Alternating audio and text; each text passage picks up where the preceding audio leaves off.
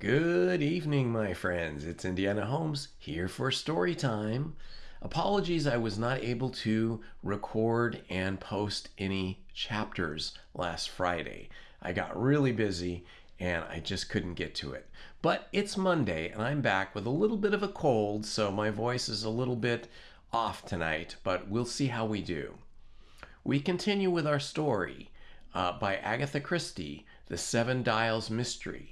And we begin tonight with Chapter 4, A Letter. Inconsiderate, that's what I call it, said Lord Caterham. He spoke in a gentle, plaintive voice, and seemed pleased with the adjective he found. Yes, distinctly inconsiderate. I often find these self-made men are inconsiderate. Very possibly that is why they amass such large fortunes. He looked mournfully out over his ancestral acres, of which he had today regained possession. His daughter, Lady Eileen Brent, known to her friends and society in general as Bundle, laughed. "You'll certainly never amass a fortune," she observed dryly, "though you didn't do so badly for an old coot, sticking him for this place." "What was he like? Presentable?" "One of those large men," said Lord Caterham, shuddering slightly, "with a red square face and an iron gray hair. Powerful, you know. What they call a force personality. The kind of man you'd get if a steamroller were turned into a human being."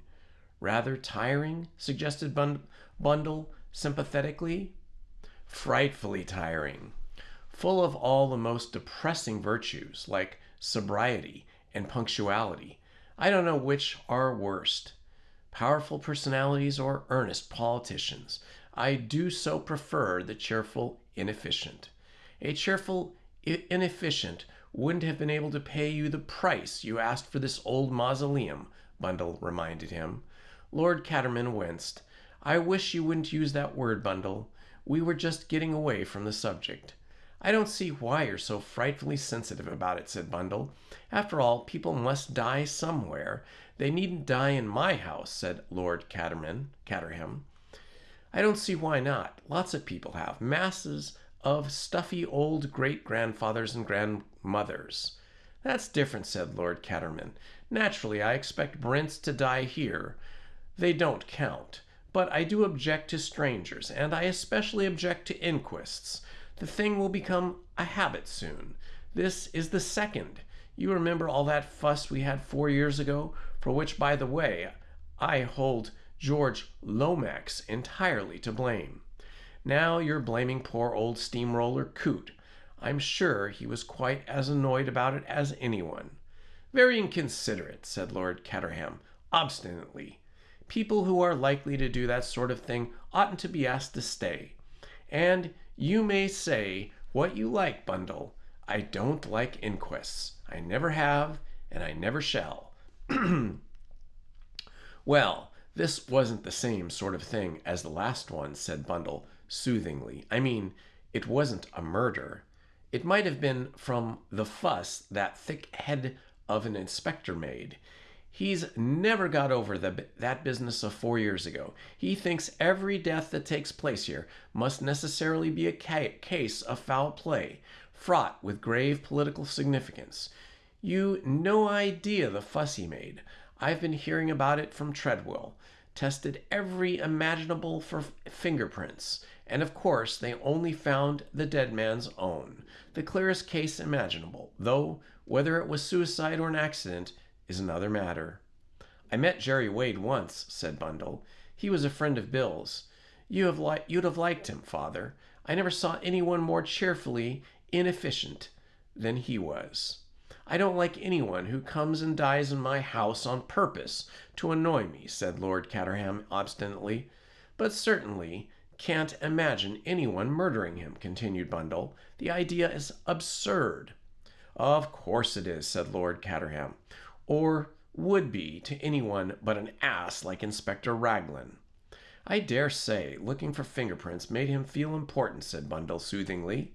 "Anyway, they brought it in death by misadventure, didn't they?" Lord Caterham acquiesced. They had to show some consideration for the sister's feelings. Was there a sister? I didn't know. Half sister, I believe. She was much younger. Old Wade ran away with her mother when he was always doing that sort of thing, you know. No woman appealed to him unless she belonged to another man. I'm glad there's one bad habit you haven't got, said Bundle. I've always led a very respectable, God-fearing life, said Lord Caterham. It seems extraordinary, considering how little harm I do to anybody, that I can't be let alone, if only. He stopped as Bundle made a sudden excursion through the window. MacDonald called Bundle in clear, autocratic voice. The Emperor approached. Something that might possibly have been taken for a smile of welcome tried to express itself on his countenance, but the natural gloom of the gardeners dispelled it. Your ladyship, said MacDonald. How are you? Said Bundle. I'm no Vera Grande, said MacDonald. I wanted to speak to you about the bowling green. It's shockingly overgrown. Put someone on it, will you? MacDonald shook his head dubiously. It would mean taking William from the lower border, milady. Damn the lower border, said Bundle. Let him start at once. And MacDonald. Yes, milady. Let's have some of those grapes in from the far house. I know it's wrong time to cut them, because it always is, but I want them all the same, see? Bundle re-entered the library. Sorry, father, she said. I wanted to catch MacDonald. You were speaking. As a matter of fact, I was, said Lord Caterham. But it doesn't matter. What were you saying to MacDonald? Trying to cure him of thinking he's God Almighty. But that's an impossible task. I expect the Coots have been bad for him. MacDonald wouldn't care one hoot, or even 2 hoots, for the largest steamroller that ever was. What's Lady Coot like? Lord Caterham considered the question. Very like my idea of Mrs. Siddons, he said at last. I should think she went in a lot for amateur theatricals. I gather she was very upset about the clock business. What clock business? Treadwell has just been telling me. It seems the house party had some joke on.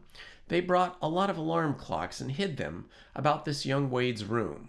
And then, of course, the poor chap was dead, which made the whole thing rather beastly. Bundle nodded. Treadwell told me something else rather odd about the clocks, continued Lord Caterham, who was now quite enjoying himself. It seems that somebody collected them all and put them all in a row on the mantelpiece after the fellow was dead. Well, why not? Said Bundle. I don't see why not myself, said Lord Caterham, but apparently there was some fuss about it. No one would own up to having done it, you see. All the servants were questioned and swore they hadn't touched the beastly things. In fact, it was rather a mystery. And then the coroner asked questions at the inquest, and you know how difficult it is to explain things to people of that class. Perfectly foul, agreed Bundle. Of course, Lord Caterham, it's very difficult to get the hang of things afterwards. I didn't quite see the point of half the things Treadwell told me. By the way, Bundle, the fellow died in your room. Bundle made a grimace. Why need people die in my room? People asked with some She asked with some indignation. That's just what I've been saying, said Lord Caterham in triumph. Inconsiderate. Everybody's damn inconsiderate nowadays. Not that I mind, said Bundle valiantly. Why should I? I should, said her father. I should mind very much. I should dream things, you know, spectral hens and clanking chains. Well, said Bundle, great Aunt Louisa died in your bed. I wonder you don't see her spook hovering over you. I do sometimes, said Lord Caterham, shuddering, especially after lobster. Well, thank heavens I'm not superstitious, declared Bundle. Yet that evening, as she sat in the front of her bedroom fire, a slim, pajamaed figure, she found her thoughts reverting to that cheery, vacuous young man, Jerry Wade. Impossible to believe that anyone so full of joy, of living, could deliberately have committed suicide. No, the other solution might just be the right one. He had taken a sleeping draught and by pure mistake had swallowed an overdose. That was possible. She did not fancy that Jerry Wade had been overburdened in an intellectual capacity. Her gaze shifted to the mantelpiece, and she began thinking about the story of the clocks. Her maid had been full of that, having just been primed by the second housemaid. She had added a detail which apparently Treadwell had not thought worth while while retelling to Lord Caterham, but which had piqued Bundle's curiosity. 7 clocks had been neatly arranged on the mantelpiece. The remaining one, had been found on the lawn outside, where it had obviously been thrown from the window. Bundle puzzled over that point now. It seemed such an extraordinarily purposeless thing to do. She could imagine that one of the maids might have tidied the clocks and then, frightened by the inquisition into the matter, have denied doing so. But surely no maid would have thrown a clock into the garden. Had Jerry Wade done so when his first sharp summons awoke him? But no, that again was impossible. Bundle remembered hearing that his death must have taken place in the early hours of the morning, and he would have been in the comatose condition for some time before that. Bundle frowned. The business of the clocks was curious. She must get hold of Bill Eversley. He had been there, she knew. To think was to act with Bundle. She got up and went over to the writing desk. It was an inlaid affair with a lid that rolled back. Bundle sat down at it, pulled a sheet of notepaper towards her, and wrote, "Dear Bill." She paused to pull the lower part of the desk. It had stuck halfway, as she remembered it often did. Bundle tugged on it impatiently, but it did not move. She recalled that on the former occasion an envelope had been pushed back into it and had jammed it for the time being. She took a thin paper knife and slipped it into a narrow crack. She was so far successful that a corner of the white paper showed. Bundle caught hold of it and drew it out. It was the first sheet of a letter, somewhat crumpled. It was the date that first caught Bundle's eye, a big flourishing date that leaped out from the paper. September 21st. September 21st, said Bundle slowly. Was surely that was... She broke off. Yes, she was sure of it. The 22nd was the day Jerry Wade was found dead. This, then, was a letter he must have been writing on the very evening of the tragedy. Bundle smoothed it out and read it. It was unfinished. It read, "My darling Lorraine, I will be down on Wednesday. Am feeling awfully fit and rather pleased with myself all around. It will be heavenly to see you. Look here, do forget what I said about the 7 Dials business. I thought it was going to be more or less a joke, but it isn't but anything. But I'm sorry I ever said anything about it. It's not the kind of business kids like you ought to be mixed up in. So forget about it, see? Something else I wanted to tell you, but I'm so sleepy I can't keep my eyes open. Oh, about Lurcher, I think." Here the letter broke off. Bundle sat frowning. 7 Dials. Where was that? Some rather slummy district in London, she fancied. The words 7 Dials reminded her of something else. For the moment she couldn't think of what. Instead, her attention fastened on 2 phrases. "Am feeling awfully fit," and "I'm sleepy, I can't keep my eyes open." That didn't fit. That didn't fit at all, for it was that very night that Jerry Wade had taken such a heavy dose of chloral that he never woke again. And if he had written in that letter what was true, why should he have taken it? Bundle shook her head. She looked round the room and gave a slight shiver. Supposing Jerry Wade was watching her now in this room where he had died. She sat still. The silence was unbroken, save for the ticking of her little gold clock that surrounded, unnaturally loud and unimportant. Bundle glanced towards the mantelpiece. A vivid picture rose before her mind's eye. The dead man lying in the bed, and 7 clocks ticking on the mantelpiece, ticking loudly, ominously, ticking, ticking, ticking. Chapter 5. The Man in the Road. "Father," Bundle said, opening the door of Lord Caterham's special sanctum, and putting her head in, "I'm going up to town to the Hispano. I can't stand the monotony down here any longer."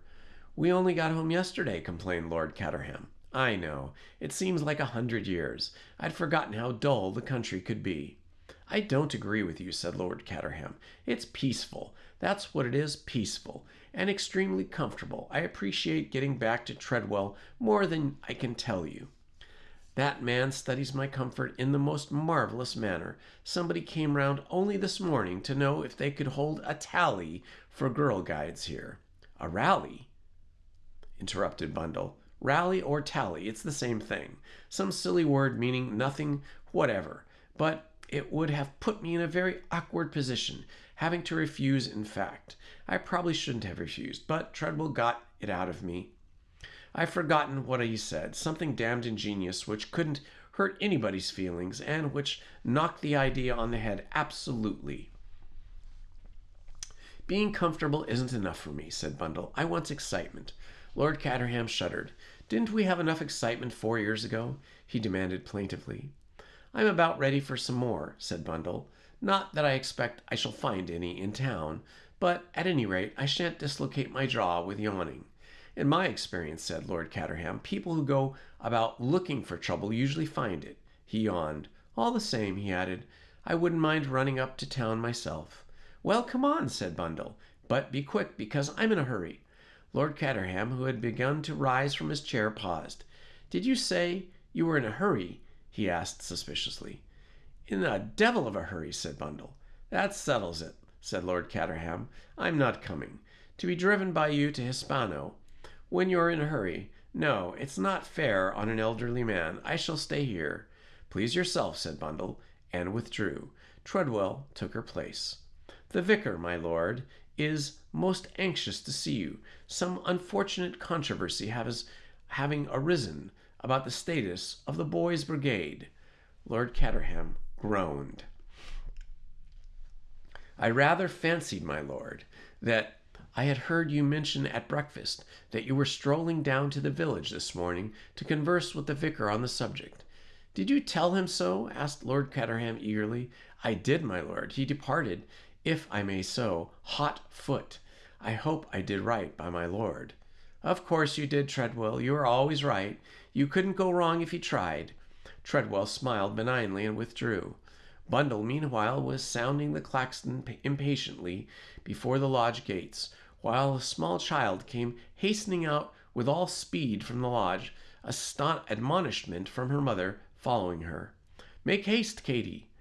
That be her ladyship, in a mortal hurry, as always. It was indeed characteristic of Bundle to be in a hurry, especially when driving a car. She had the skill and the nerve that was of a good driver. Had it been otherwise, her reckless pace would have ended in disaster more than once. It was a crisp October day, with a blue sky and dazzling sun. The sharp tang of the air brought the blood to Bundle's cheeks and filled her with the zest of living. She had that morning sent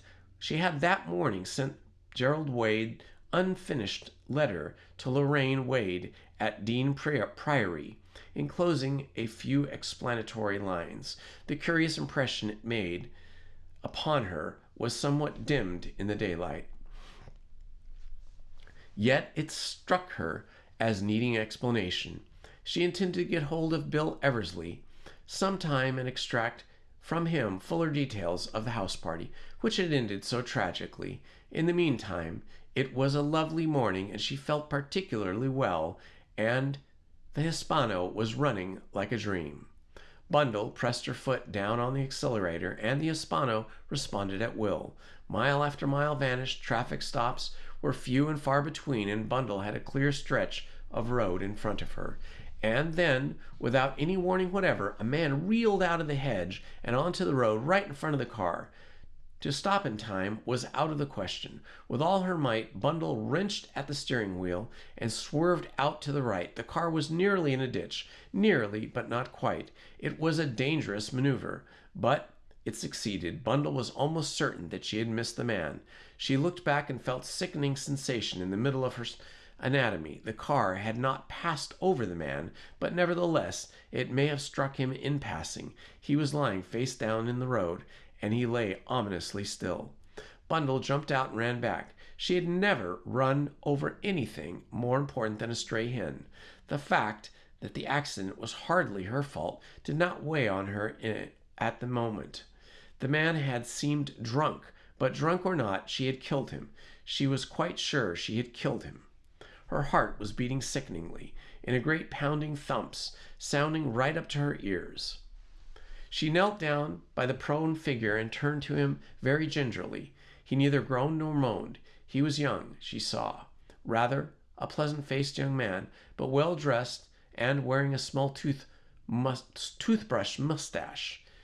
There was no external mark of injury that she could see, but she was quite positive he was either dead or dying. His eyelids flickered and then half opened. Piteous eyes, brown and suffering like a dog's. He seemed to be struggling to speak. Bundle bent right over. "Yes," she said. "Yes." There was something he wanted to say, but couldn't see that. Wanted to say badly, and she couldn't help him, couldn't do anything. At last words came, a mere sighing breath. 7 dials. Tell. "Yes," said Bundle again. It was a name he was trying to get out, trying with all his failing strength. "Yes? Who am I to tell?" "Tell Jimmy Thesiger." He got it out at last, and then suddenly his head fell back and his body went limp. Bundle sat back on her heels, shivering from head to toe. She could never have imagined that anything so awful could have happened to her. He was dead, and she had killed him. She tried to pull herself together. What must she do now? A doctor, that was her first thought. It was possible, just possible, that the man might only be unconscious and not dead.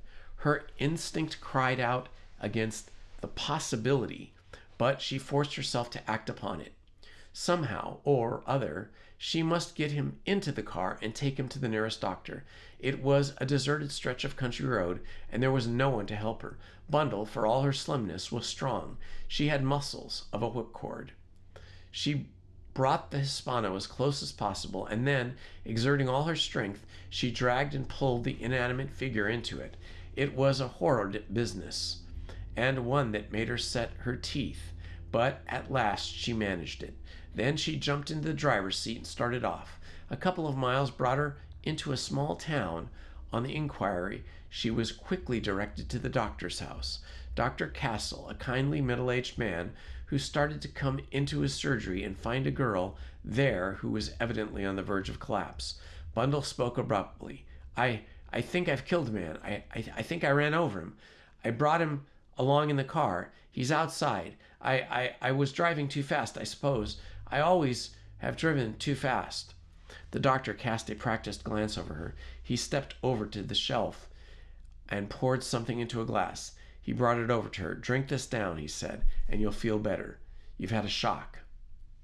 Bundle drank obediently, and a tinge of color came into her pallid face. The doctor nodded approvingly. "That's right. Now I want you to sit here quietly. I'll go out and attend to the things in the car.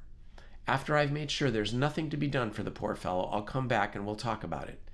He was away some time. Bundle watched the clock on the mantelpiece. 5 minutes, 10 minutes, a quarter of an hour, 20 minutes would have never come. Then the door opened and Dr. Castle reappeared. He looked different. Bundle noticed that at once, grimmer, and at the same time more alert. There was something else in his manner that she could not quite understand, a suggestion of repressed excitement. Now then, young lady," he said, "let's have this out. You ran over this man, you say? Tell me just how the accident happened." Bundle explained to the best of her ability. The doctor followed her narration with keen attention. "Just so the car didn't pass over his body." "No, in fact, I thought I'd missed him altogether." "He was reeling, you say?" "Yes, I thought he was drunk." "And he came from the hedge?"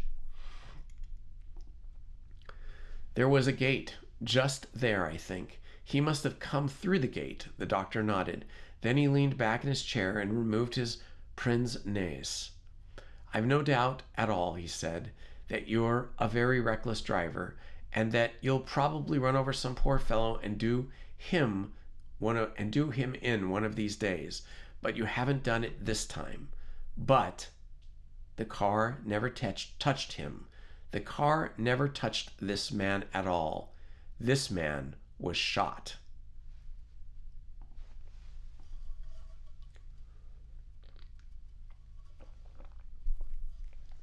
Chapter 6. The 7 dials again. Bundle stared at him, and very shortly the world, which for the last 3/4 of an hour had been upside down, shifted till it stood once more the right way up. It was a quiet 2 minutes before Bundle spoke, but when she did, it was no longer the panic-stricken girl, but the real Bundle, cool, efficient, and logical. "How could he be shot?" she said. "I don't know how he could," said the doctor dryly, "but he was. He's got a rifle bullet in him, all right.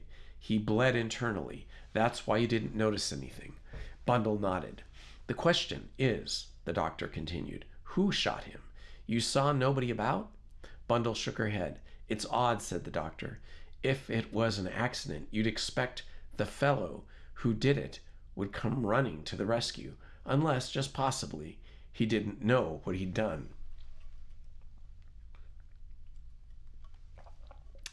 "There was no one about," said Bundle. "On the road, that is." "It seems to me," said the doctor, "that this poor lad must have been running.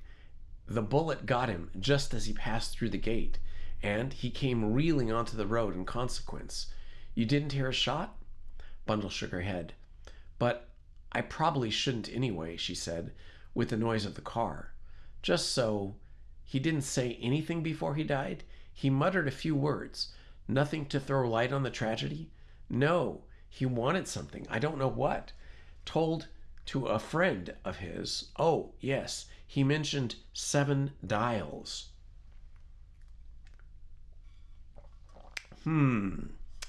Said Dr. Cassell. "Not a likely neighborhood for one of his class. Perhaps his assailant came from there. Well, we needn't worry about that now. You can leave it in my hands. I'll notify the police. You must, of course, leave your name and address, as the police are sure to want to question you. In fact, perhaps you better come round to the police station with me now. They might say I ought to have detained you."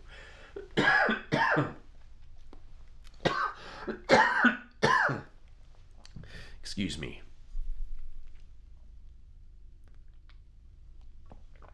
They went together in Bundle's car. The police inspector was a slow-speaking man. He was somewhat overdrawn, or I should say overawed, by Bundle's name and address when she gave it to him, and he took down her statement with great care. "Lads," he said, "that's what it is, lads, practicing. Cruel, stupid, them young varmints are. Always loosing off at birds, and no consideration as for anyone as might be on the other side of the hedge."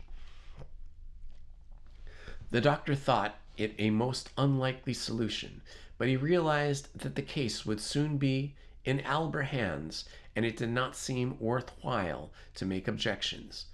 "Name of deceased?" asked the sergeant, moistening his pencil. He had a card case on him.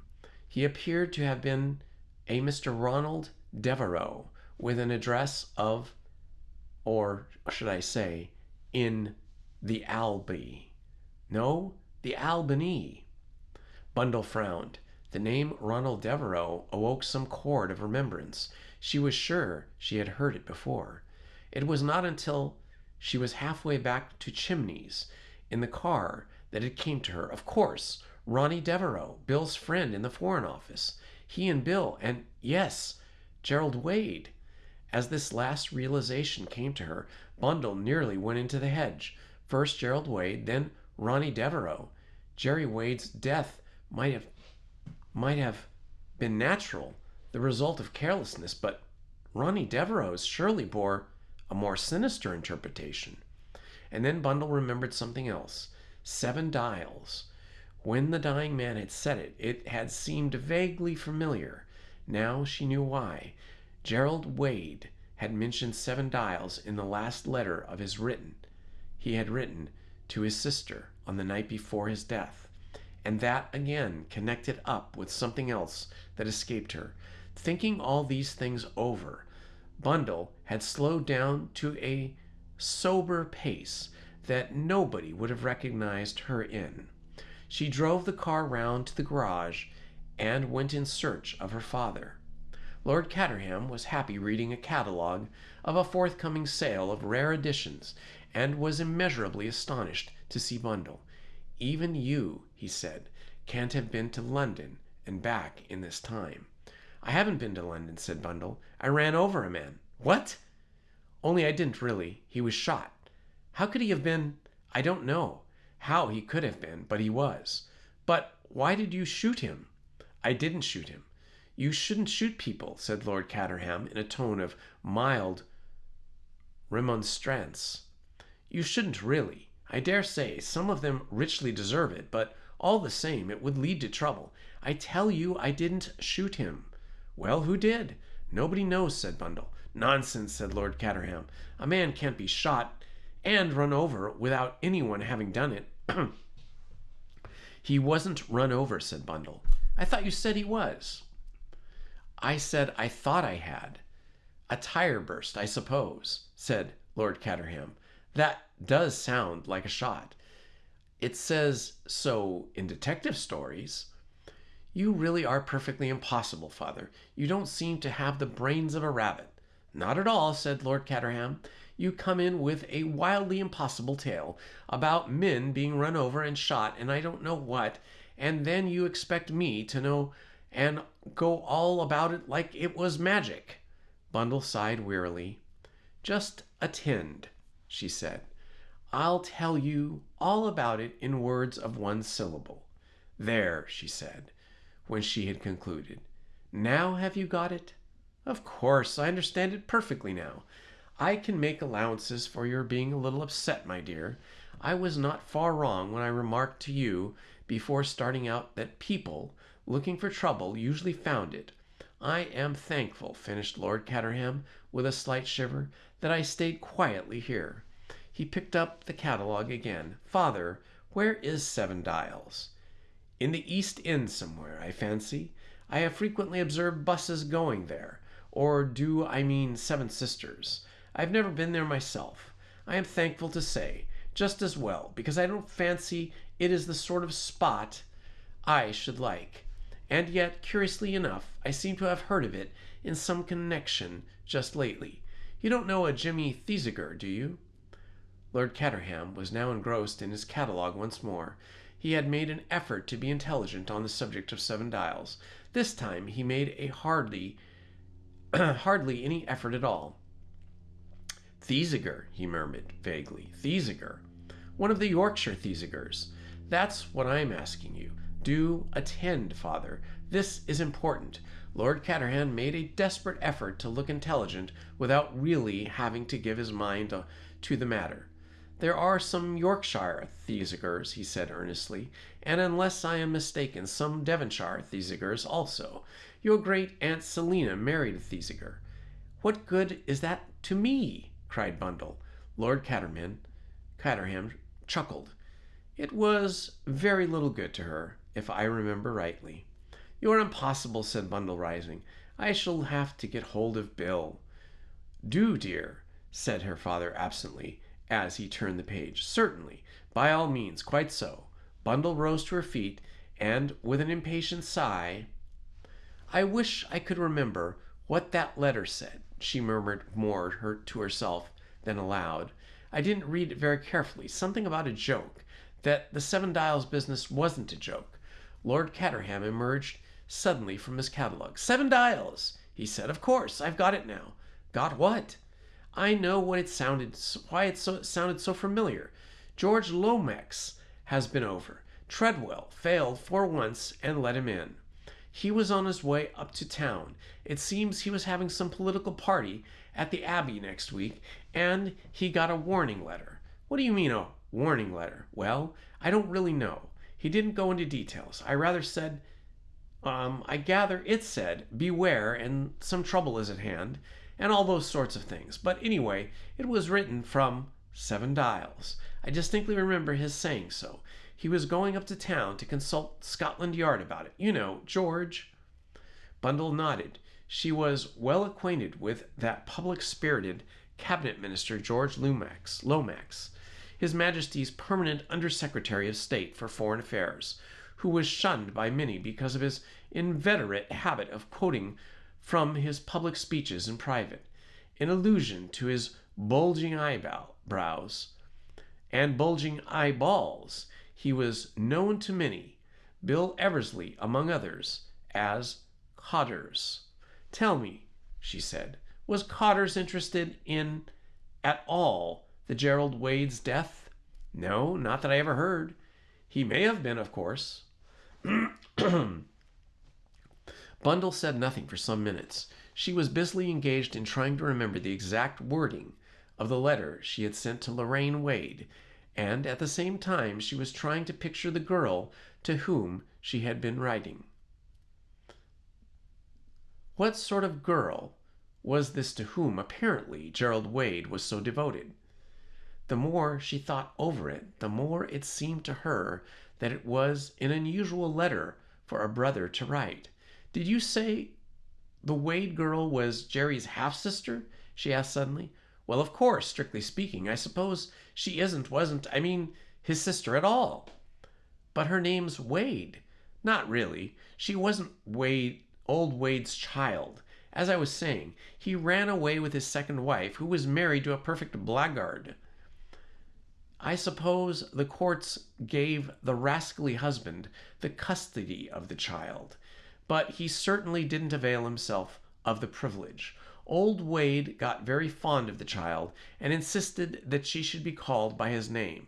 I see, said Bundle. That explains it. Explains what? Something that puzzled me about the letter. She's rather a pretty girl, I believe, said Lord Caterham. Or so I've heard. Bundle went upstairs thoughtfully. She had several objects in view. First, she must find this Jimmy Thesiger. Bill, perhaps, would be helpful there. Ronnie Devereux had been a friend of Bill's. If Jimmy Thesiger was a friend of Ronnie's, the chances were that Bill would know him too. Then there was the girl, Lorraine Wade. It was possible that she could throw some light on the problem of the Seven Dials. Evidently, Jerry Wade had said something to her about it. His anxiety that she should forget the fact had a sinister suggestion. Okay, my friends, that is all for tonight's reading. I think we're getting a little further along in the story, giving us a few more connections between everyone, and it seems young Bundle is quite the little amateur sleuth, or detective, if you will. Seems she's got a thread, or at least is tugging at something she thinks might be a thread, to solve the mystery of the Seven Dials and the Seven Clocks. All right, my friends, this has been Indiana Holmes. Until tomorrow, good night and love to you all. Please hit the like button, subscribe, and hit the notifications button. Thank you very much.